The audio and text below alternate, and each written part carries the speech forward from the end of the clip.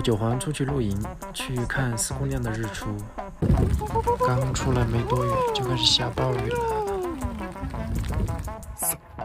九环没见过这么多马，所以特别兴奋。还有各种牦牛。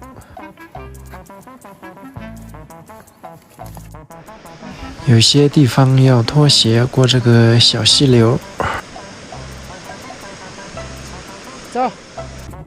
顺便捡点菌子，这个是青杆菌。这里有一条比较深一点的河，有独木桥可以过。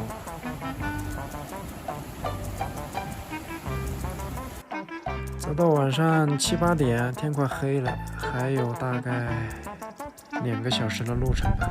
摸黑走了一段，还是挺瘆人的。天上还下着小雨。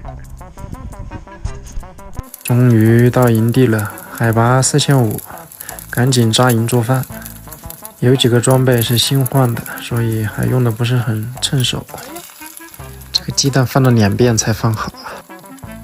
狗子吃蛋黄，我吃蛋白，我吃洋葱鸡蛋白面，他吃着蛋黄狗粮拌面。吃饭。他几下就吃完了，因为我太累了，所以吃不下。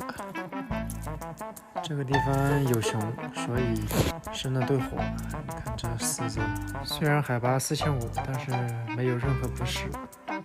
晚上又是大雨，又是雷声的，我还得担心熊，还得担心帐篷漏雨。哎，狗子睡得挺好。我突然觉得我脑壳有病，跑到这么高的海拔来看什么日出。